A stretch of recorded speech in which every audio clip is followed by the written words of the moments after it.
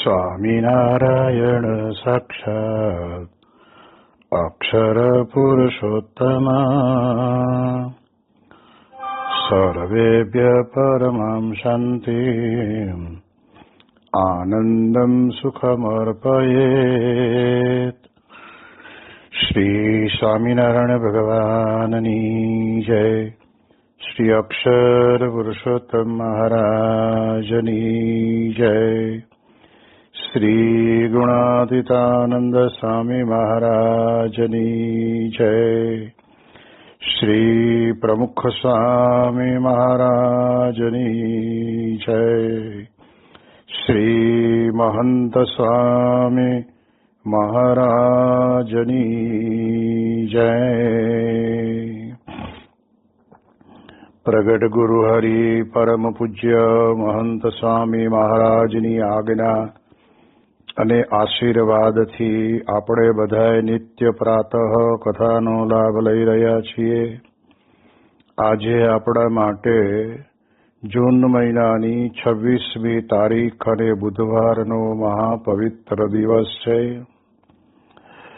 અને 1289મી સભા થાય છે. અને કહત હૈ સહજાનંદ એ વિષય ઉપર 940મો દિવસ થાય છે. ભગવાન સ્વામિનારાયણ ગરડા પ્રથમ પ્રકરણના 60ના વચનામૃતની અંદર બે વિષય ઉપર આપણને વિશેષ આપણું ધ્યાન દોરે છે. એમાં મહારાજ પોતે કૃપા વાક્ય બોલે છે કે સર્વ સાધન કરતા વાસના ટાળવી એ મોટું સાધન છે. આપણે બીજા નાના મોટા સાધનો કરીએ તો એમાં બહુ વાંધો નથી, કારણ કે એ સાધના બધી દેહે કરીને કરવાની છે. જ્યારે વાસના ટાળવાની વાત આવે ત્યારે આપણા પોતાના જીવનની અંદર પંચ વિષય અને પંચ ઇન્દ્રિયો પોતપોતાના આહારને વિશે અતિશય લુલુપ હોય એને વાસના કહેવામાં આવે છે. અને એ વાત તો દરેક વ્યક્તિના જીવ પ્રાણી માત્રને વિશે આ પડેલું જ છે. અને એટલા જ માટે થઈને બાલપ્રભુ ઘનશ્યામ મહારાજ પોતે જ્યારે અયોધ્યાની અંદર હતા ત્યારે ભગવાન શિવજીના મંદિરને વિશે બપોરના સમયે જઈ અને પોતે સ્વયં આત્મવિચાર અને પરમાત્માના વિચારની અંદર ધ્યાનસ્થ હતા ત્યારે ત્યાં આગળ એક વ્યક્તિ આવી અને વારંવાર ભગવાન શિવને પ્રાર્થના કરે છે કે મહાદેવજી, આ મનુષ્ય શરીરની અંદર તો જોઈએ એવી કામ વાસના ભોગવવાની ઈચ્છા પૂરી થતી નથી. એટલા માટે થઈને જન્મો જન્મ મને કહેવાય છે કે લંબકર્ણનો અવતાર આપો. ભગવાનની પાસે જ્યારે આપણે જઈએ ત્યારે આપણા આત્માના કલ્યાણ માટેની પ્રાર્થના કરવી. એ કલ્યાણના માર્ગની અંદર આપણને પોતાને વ્યક્તિગત જીવનની અંદર જે વિષય આવીને આપણા વિચારોની અંદર આવરણ કરે છે એને ટાળવા માટેનો પ્રયત્ન કરવો અને એની પ્રાર્થના કરવી જોઈએ. એને બદલે જ્યારે અતિશય વિષય આસક્ત જીવ ભગવાનની પાસે પણ આ પ્રકારની વાર્તા કહેતા કે પ્રાર્થના કરે છે. એટલે આના એક પ્રસંગ ઉપરથી પણ આપણે સમજી શકાય છે કે જીવનની અંદર જન્મ જન્માંતરથી ચાલી આવતી એ ભોગ વૃત્તિના કારણે કરીને ભોગ વિલાસની અંદર આપણને ક્યારેય કહેવાય છે કે તૃપ્તિ થતી નથી. જેમ સંતો વાત કરે છે ને કે આપણી સત્સંગ સભાની અંદર પ્રસાદની અંદર આઈસ્ક્રીમ રાખવામાં આવ્યો હોય અથવા તો કેન્ડી આપવામાં આવી હોય તો સંખ્યા વધારે આવશે એની ગણતરીથી આપણે વધારે પ્રસાદની અંદર આઈસ્ક્રીમ અને કેન્ડી લાવ્યા હોઈએ અને તે વખતે સંતો આગ્રહ કરીને કે ના તમે જમો અને જમો. સ્વાભાવિક રીતે આ બધા ભોગ વિલાસ પાછા એક જ સમયની અંદર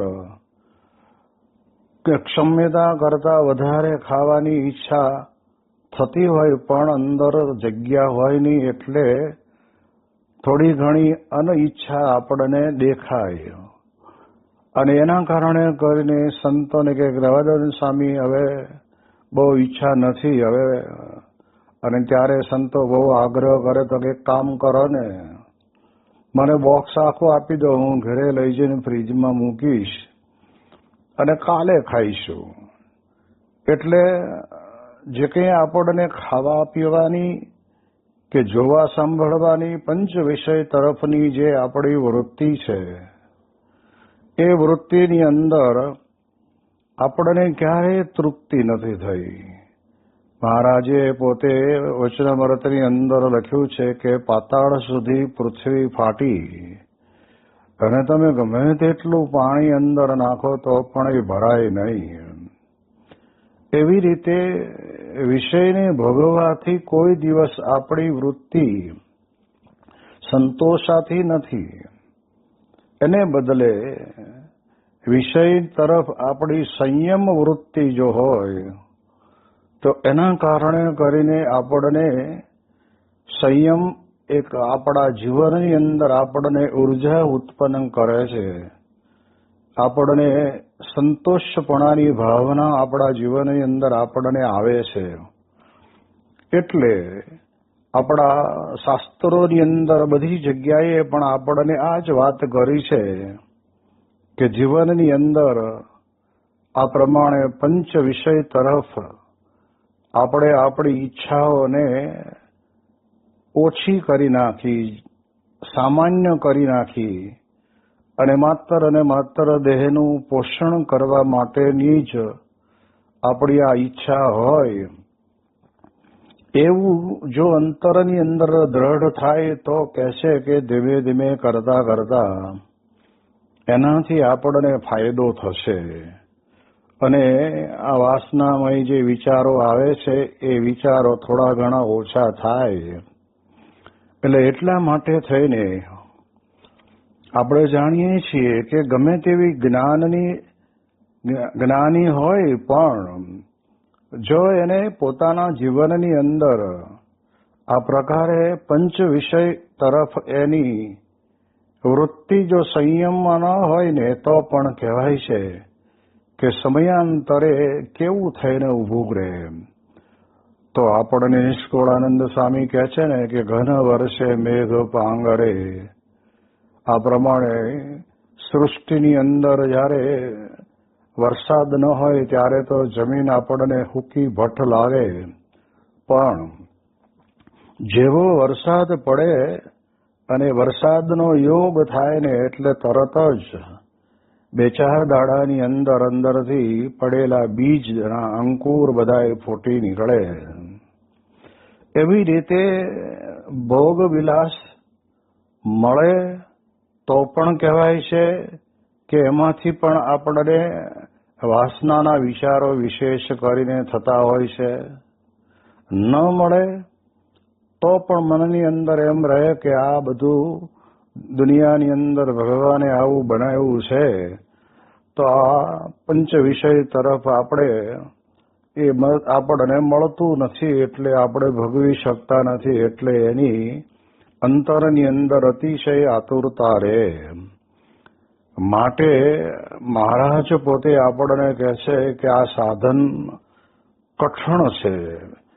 બીજું આપણને કહ્યું હોય કે ભાઈ તમે અડધો કલાક માળા ફેરવો, અડધો કલાક પ્રદક્ષિણા ફરો તો કદાચ કરી નાખીએ કારણ કે એ તો દેહે કરીને અને પગે કરીને ચાલવાનું છે, હાથે કરીને માળા કરવાની છે. કે મૂર્તિમાં મન લાગી જાય એવું તો આપણે બનતું નથી. પણ એ બધું કદાચ થઈ શકે, પણ અહીંયા મહારાજ કહે છે કે બધા જ સાધનની અંદર વાસના ટાળવી એ મોટું સાધન છે. એટલે આ એક સાધના છે. વાસનામાંથી આપણી અંતર્વૃત્તિ થાય, આપણને એમાંથી આપણા ભોગવવાના વિચારો પણ ટળી જાય. એ પ્રમાણે કહેવાય છે કે થાય કામનું છે.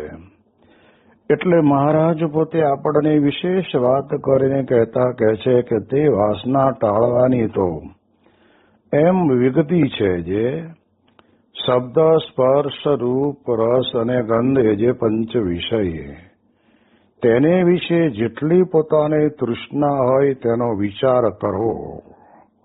જે મારે જેટલી ભગવાનને વિશે વાસના છે તેટલી જગતને વિશે છે કે ઓછી વધારે છે તેની પરીક્ષા કરવી.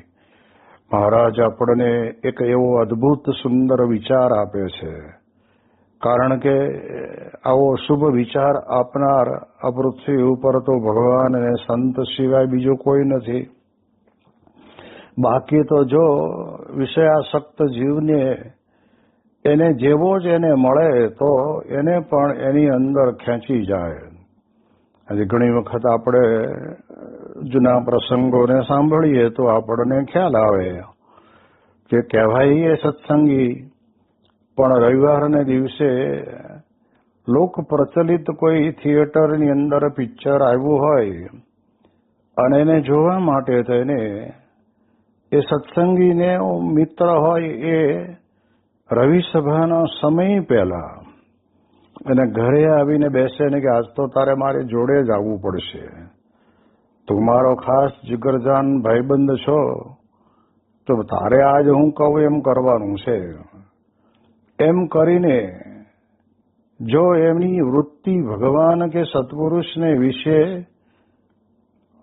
જોઈએ એવી બરાબર જોડાણી ન હોય તો એના કારણે કરીને એ બોલતો ચાલતો મિત્ર પોતે એને લઈ જ જાય. અને પછી સત્સંગની અંદર સંતો પૂછે કે કેમ કાલે આવ્યા નહોતા, ત્યારે આપણે સહેજ સંતોની પાસે ગોટા વાળવાનું ચાલુ કરીએ એટલે સમજી જાય કે કાંઈ વાંધો નહીં સ્વામી, હવે જે થયું એ થયું, મારે નહોતું જવું પણ મને પરાણે લઈ ગયો. એવી પ્રકારનો આપણો જવાબ આવે છે. તો તે વખતે ત્યાં આગળ આપણે વિચાર કરવાનો કે હું જઉં છું તો એમાં મને જગતની અંદર અંધારી કોટડીની અંદર ગતા થિયેટરની અંદર બેસીને પડદા ઉપર આપણી પોતાની વ્યક્તિગત ભારતીય સંસ્કૃતિને મૂકી દઈને ન જોવાનું, ત્યાં બધું જોવાનું મળતું હોય છે. અને એ વખતે બધાય અંધારાની અંદર પોતપોતાની રીતે પોતે વિષયાસક્ત થઈને બેઠા જ હોય છે. અને એ જોવે એમાંથી એના જીવનની અંદર ઉત્તેજના પણ એને પ્રાપ્ત થતી હોય છે. પણ આપણે બાનું કાઢીને એવું કહીએ કે મારી તો ઈચ્છા નહોતી પણ આ પરાણે લઈ ગયા. પણ હકીકતની અંદર સ્વામી કહે છે કે પંચ વિષય તરફ આપણી વૃત્તિ ગયેલી છે. એના કારણે કરીને જ આપણા જીવનની અંદર આપણને આ પ્રમાણે કહેવાય છે કે ત્યાં દોડી દોડીને જવાય છે.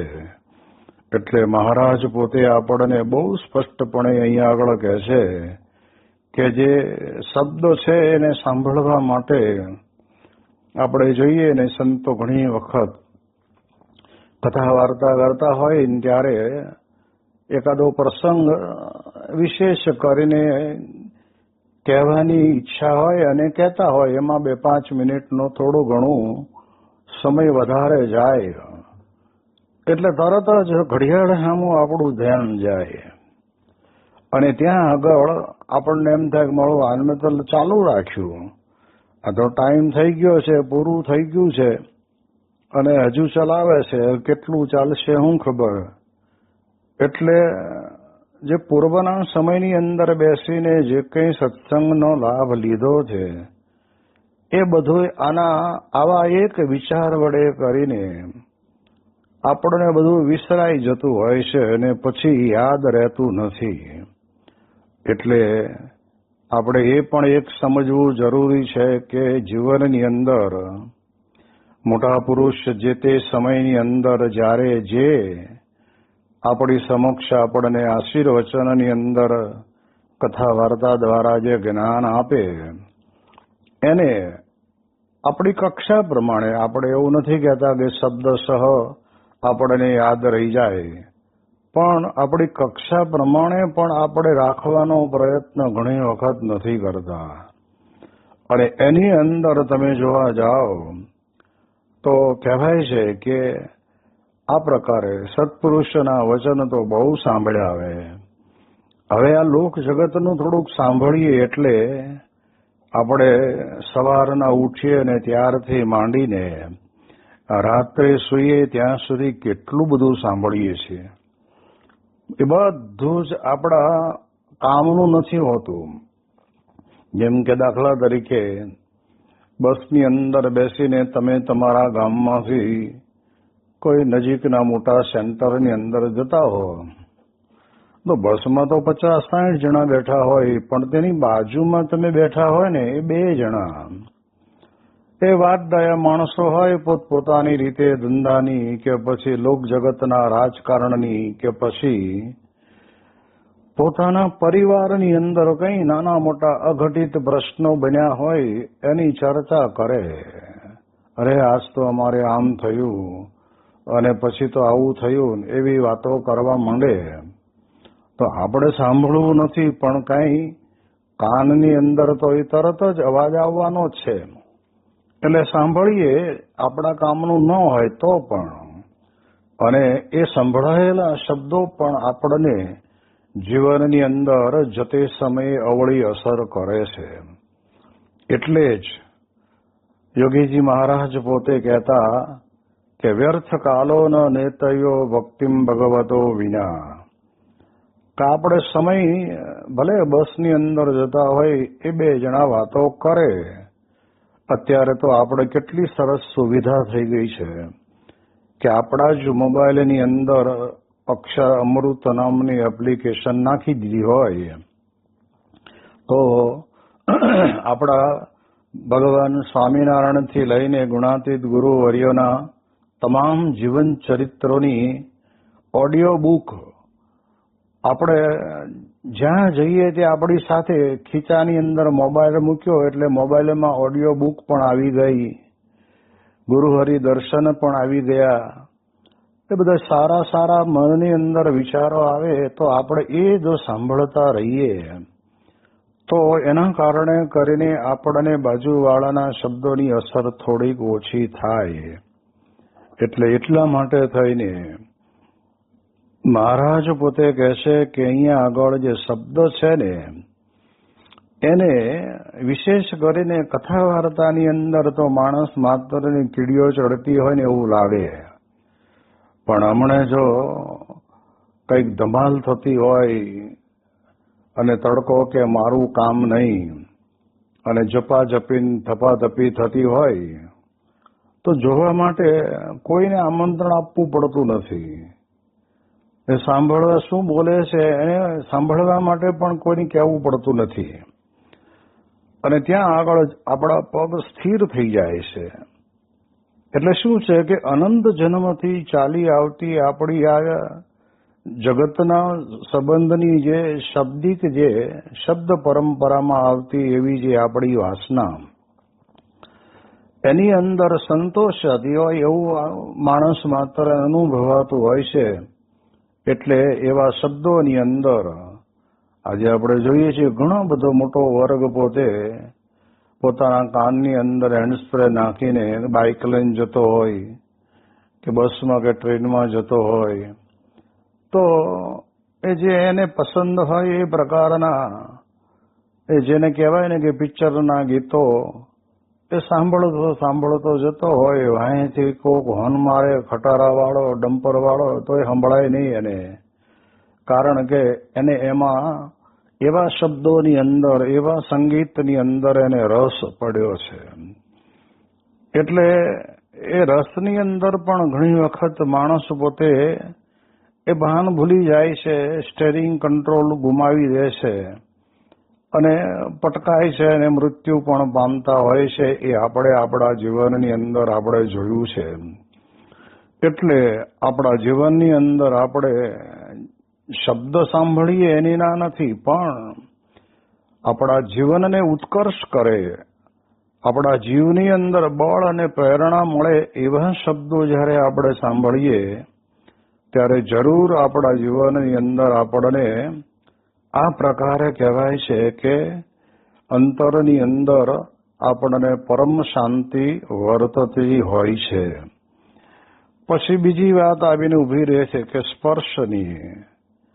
સ્પર્શ માટે તો માણસ માત્ર, જીવ પ્રાણી માત્ર, નાના મોટા પશુ પંખી દરેક વ્યક્તિના જીવનની અંદર સ્પર્શનું એક એવું આંદોલન મૂકેલું છે ને કે જેને એ પોતે જાણે એકલા જ હોય એવું આજના યુગની અંદર નવયુવાન યુવકો અને યુવતીઓના જીવનની અંદર એવું જ અનુભવાતું હોય અને એના કારણે કરીને જાહેરની અંદર આવી પ્રકારના બીભત્સ સ્પર્શની અંદર એ કરતા હોય એને જોવા માટે જનારા રસ્તા ઉપરથી બાઇક ઉપર કે પછી હાલીને જતા હોય એ લોકો પણ એની અંદર એના આવા કૃત્યને જોવા માટે પણ અતિ તલપાપડ થતા હોય છે.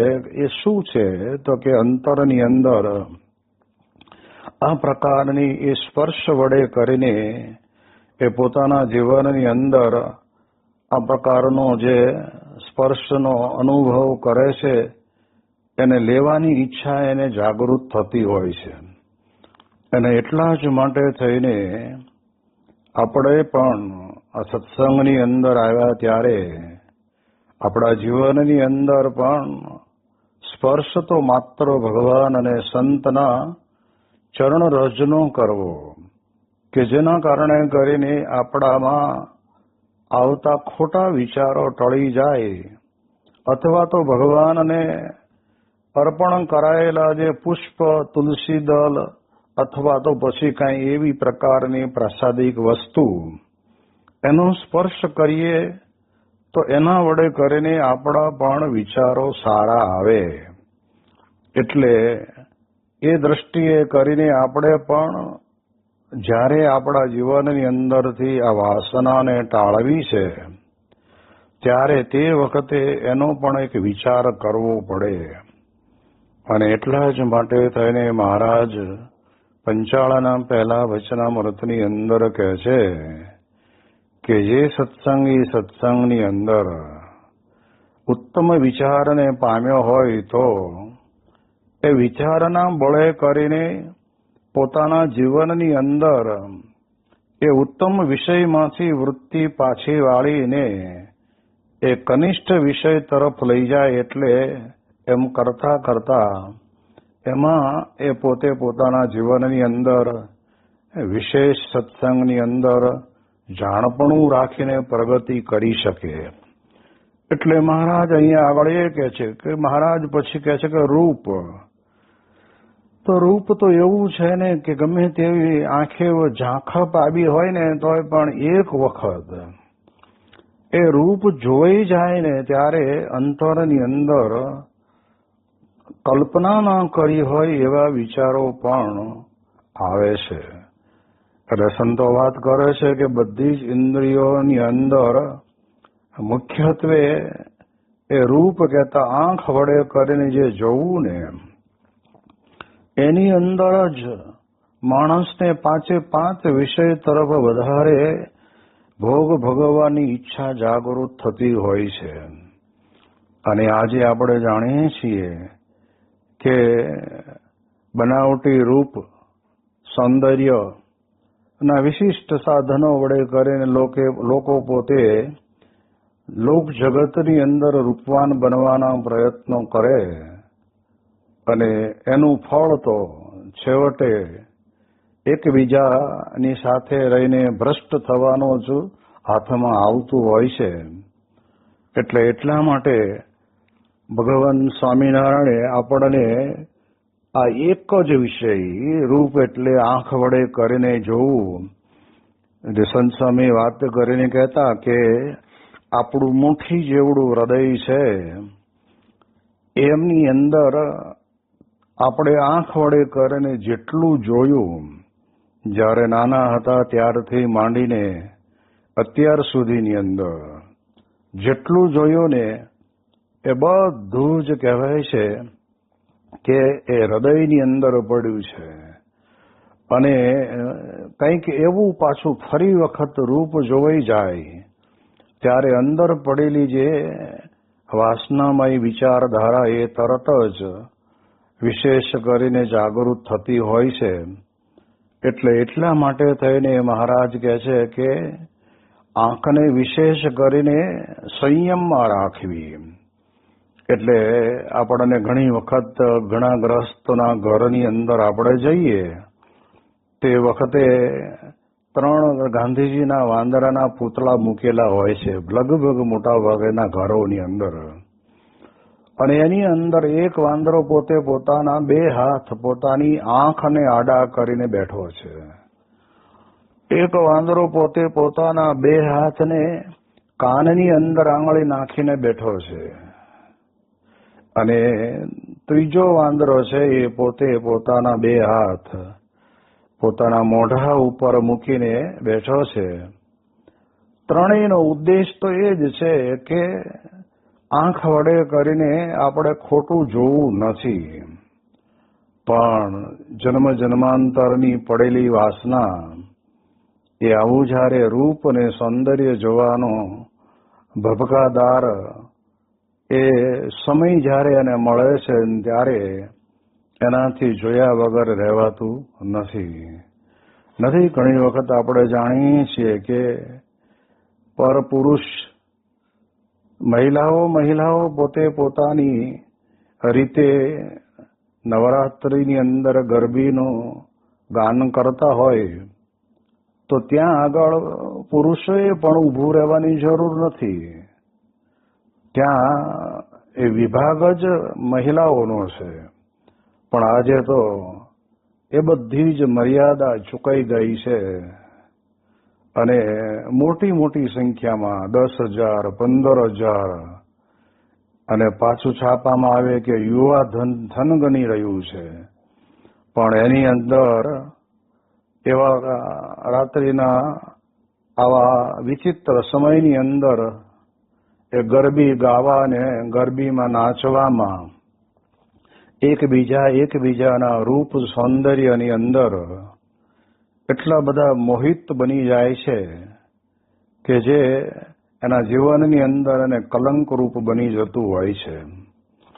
એટલે એટલા માટે થઈને આ આંખ વડે કરીને આપણે જ્યારે પણ આપણે હાલતા જતા આવતા હોઈએ ત્યારે આપણી દ્રષ્ટિ તો નીચી હોવી જ જોઈએ, પણ એવું કંઈક ન જોવા લાયક પણ જ્યારે આપણી સામે આવીને એ અથવા તો બાજુમાંથી આપણે નીકળ્યા હોઈએ તો પણ તે વખતે ભગવાને કૃપા કરીને આપણને પડદો આપ્યો છે આંખ ઉપર તો તરત જ બંધ કરી દઈએ એટલે એટલું જોવાનું તો ટળે, અને એ ટળે એટલે આપણે એટલા વિચાર ઓછા આવે.